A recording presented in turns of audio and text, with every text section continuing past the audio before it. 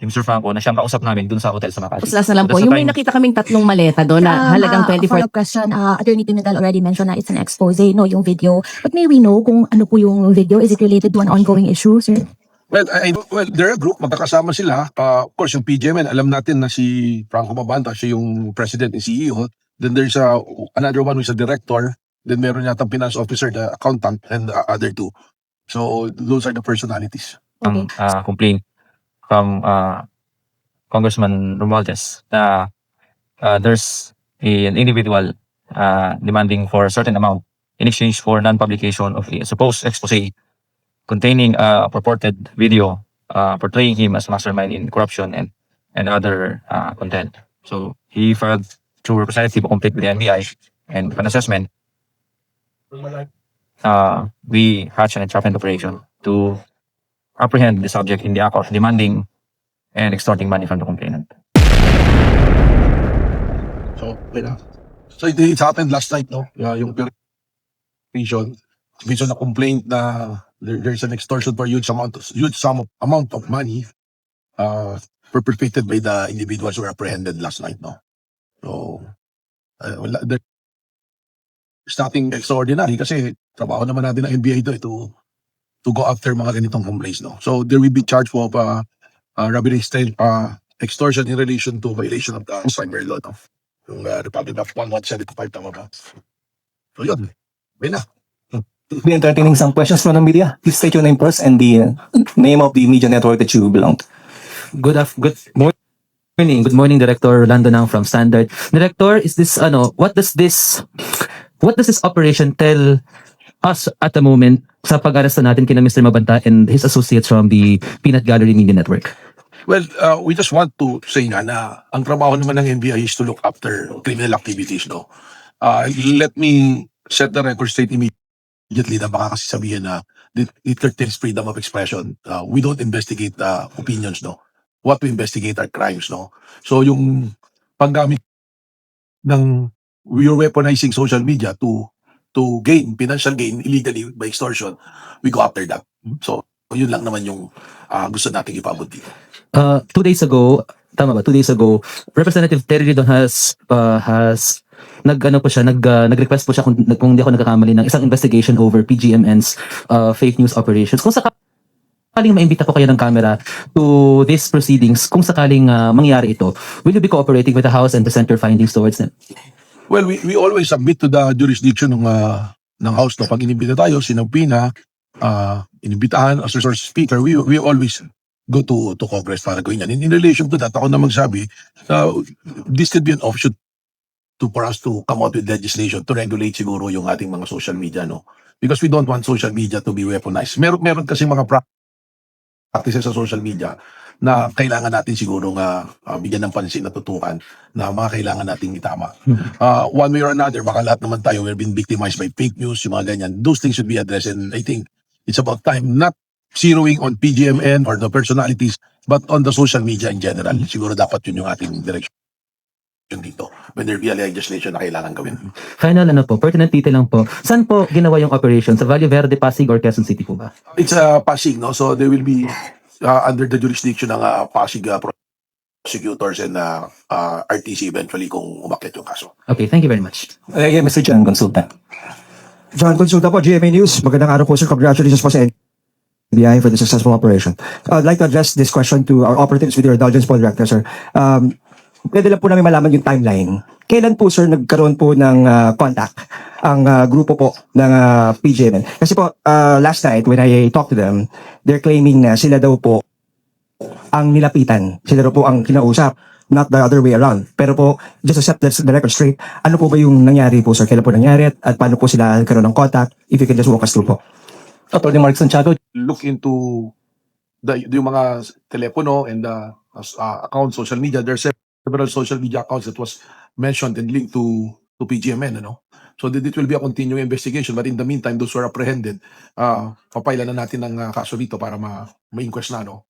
And eventually, ito naman, pag inakyat sa korte, then I think they will be recommended dahil itong, when I look into it as a lawyer, yung crime naman will be subject to bail, ano? Opo. Sir, sorry po, pasensya na po. Huling pahabol lang kay Sir Attorney Pimentel. Sir, how difficult was it, sir, yung operation po kahapon? Dahil we understand na meron pong initial area na dapat po doon mag-meet up. Pero yung dapat mabilis ang operation, tumagal na po ng hanggang gabi. Na halos abutin na po tayo ng halos madaling araw na. Ano ba nangyari, sir? Bakit ho nagkaroon ng challenging part po ang NBI? Yun nga po, since nung mangyari na yung actual entrapment operation, consummate na yung demand and yung threat na kinoconsider natin na possible violation ng batas. Ang problema lang, yung subject ayaw niyang tanggapin yung pera personally. And ang explanation niya nga kasi doon sa lugar Sa hotel. sa hotel, so maraming CCTV. So nag-instruction sa amin, dadalhin ito sa isang lugar sa Pasig at ibang tao yung magtatanggap. So we have to release him kasi nga at that time hindi niya tinanggap yung pera. So binitawan namin siya and nagkaroon kami ng tailing and surveillance hanggang sa napunta kami doon sa tao na binigay niya yung address na binigay niya. So nung binigay po namin yung pera, hindi pa rin namin hinuli yung taong tumanggap kasi hindi naman sila yung kausap namin initially. So nagkaroon ulit kami ng follow-up surveillance and tailing. So sinundan ho namin until sa time na ma-identify namin yung exact unit kung saan dinala yung pera. And to our surprise, nandun din po yung subject, si Mr. Franco, na siyang kausap namin dun sa hotel sa Makati. So that's the time that we declared the arrest of the subjects, including with other individuals na apparently kasama niya in conspiracy to facilitate extortion. In relation to that, yung sa question mo kasi, syempre titingnan din namin dito kung if there's conspiracy, kung coordinated activity ba to, yung beneficiary, sino kasi malaki yung amount. So beyond the arrested individuals will look into it. Tapos yung subject na ginagamit na yung video na ginagamit, we'll look into the personality, sino ba yung mga nandiyan na yung interest. Ano? So titingnan natin lahat yan, all the angles. But rest assured, as always, NBI is very, very fair. Ang intention namin dito ay protection na natin yung buong system, yung media system. Kasi kayo mga nasa media, you will also be a victim here. Yung reputation will be tarnished because of some media practitioners using the modern form itong social media natin na to extort money, na manghihingi ng pera. Yung press freedom, okay yan, we protect it. But criminal activities will go after it. Very much, maraming salamat po, marami. NBI, congratulations po. Sino po susunod? Good morning, Direct Kakampi Online TV. Regarding tungkol sa mga nahuli natin ng mga tao, meron kayong mga protection, mga foreigner o any mga higher officer, pinoprotect sila, kaya ganyan kalakas loob sila humingi ng malaking halaga? Well, yun ang sinasabi natin, this will be still an ongoing investigation. Tingnan natin if the connection goes beyond the arrested individuals.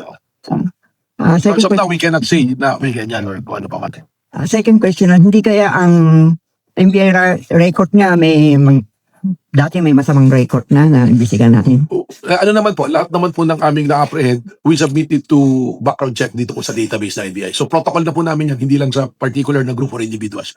And pag meron po, kagaya po, isingin ko na yung nangyari kay yung broadcaster si Jason na sinasabi hindi kaagad na-release. Ang reason po kaya hindi na-release, there are about 4 cases na lumabas na wala pang clearance. That's why yung lawyer tsaka si Mr. Jason came out with the undertaking that they will produce the clearance within 7 days from the release. Thank you very much. We have a question here.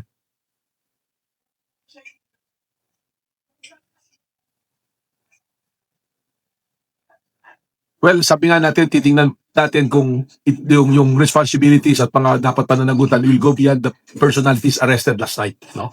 So yung possibilities, pag sinabi mo kasi natin possible, anything is possible, but depende siyempre. Ang NBI po will act on evidence-based po tayo even dito sa nangyari na to, sinundan natin kung saan pupunta yung ebidensya.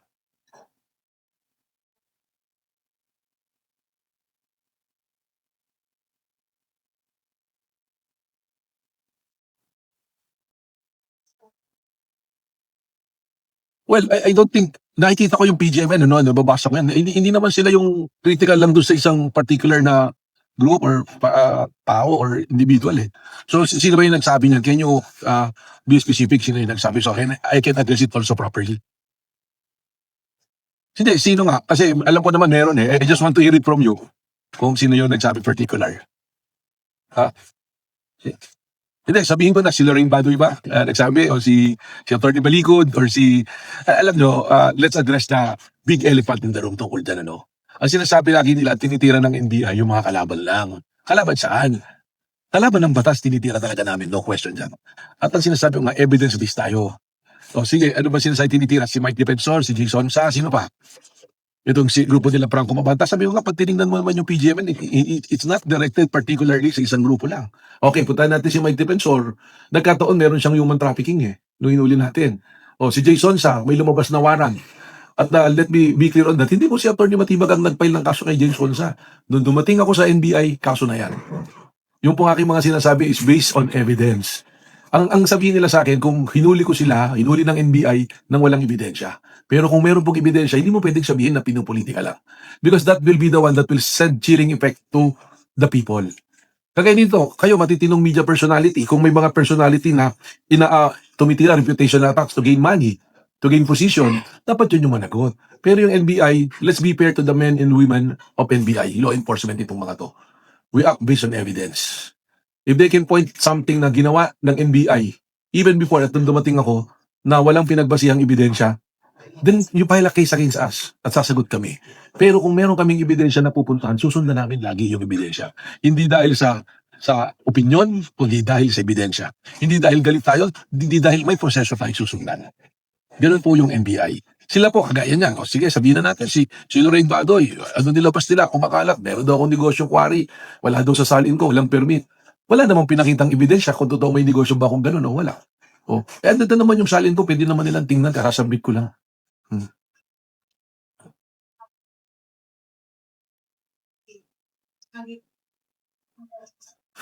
Well, may nakita kong video at ang sabi naman, yung lawyers sila will deal with it. Tama naman yun. Na kung sino yung abogado nila, yun yung tamang proseso. And I think yung arresting officers naman natin will appraise them of their Miranda rights. Sinabi naman lahat dyan. Yung mga angels natin, mga abogado, they know that. Because kung hindi nila ginawa yun, meron na kagad violation. Whatever it is, alam nila na pagka may violation sa pag-aresto, kahit na yung kaso mo matibay, pwedeng maibasura yung kaso mo.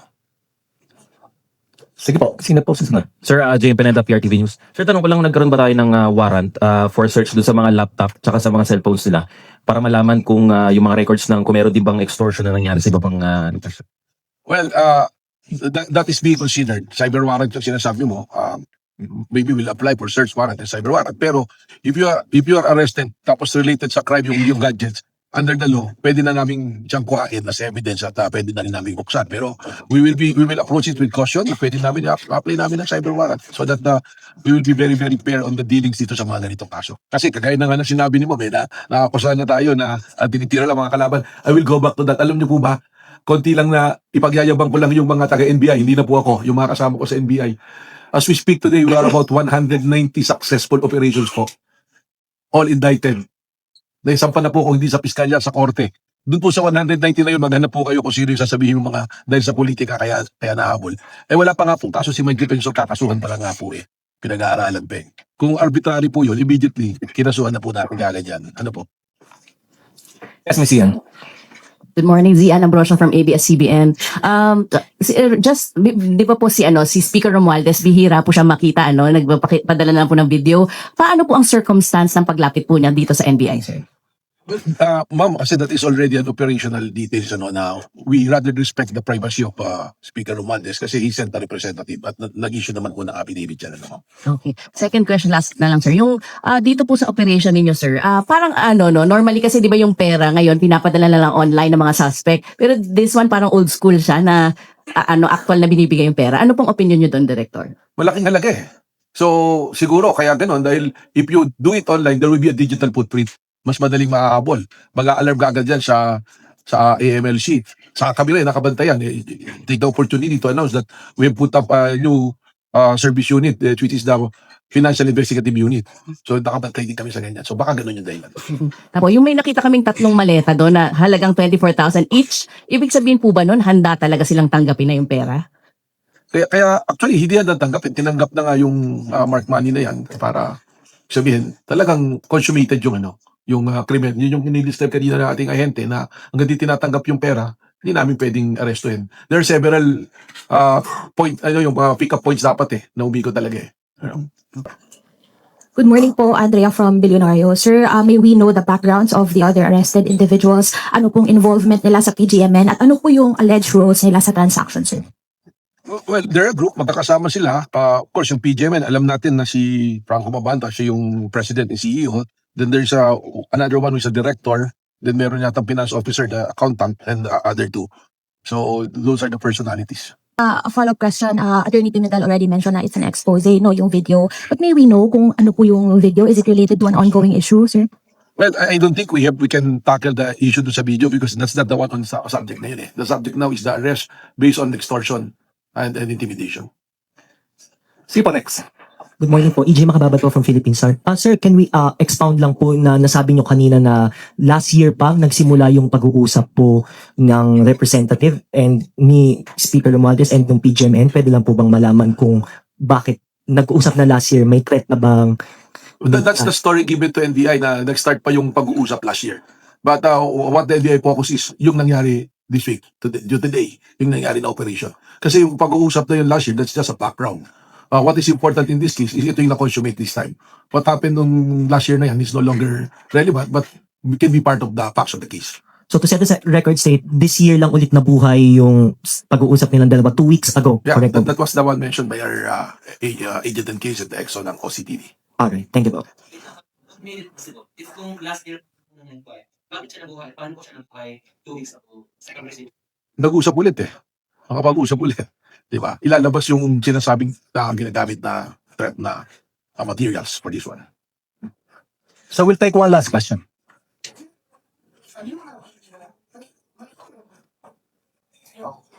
Yun yung sinasubject pa namin sa forensic at chinecheck. Kasi nga sabi naman ng agent, clips lang yung binigay portion eh. So titingnan namin kung nando dun yung buong video. Ano lang no, mama, kasi I don't know why should be focused dun sa video. Ang sinasabi nga natin dito is yung crime mismo ng robbery and extortion. But I will entertain your question. Ano yung question mo? The nature of the blackmail, there is a video na yung subject is nandun doon sa video. Tapos nanghingi na ng pera. Otherwise, ilalabas yung video. So, that is the flow. Hindi pa namin din napapanood.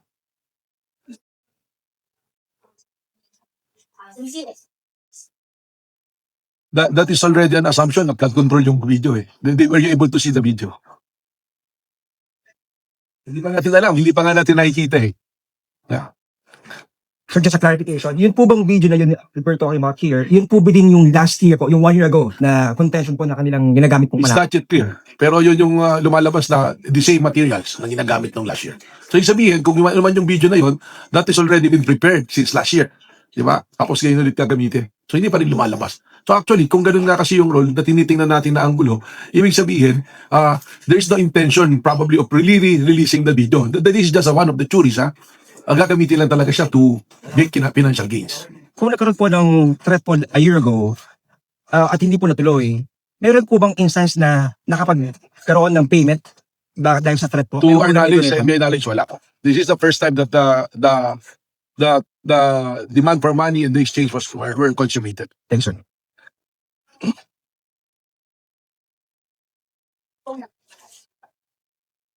I cannot answer that because that question should be directed siguro doon sa tanong. We just investigate the crime, may nilapit na krimen, tingin namin, may ebidensya, so we execute what NBI should do.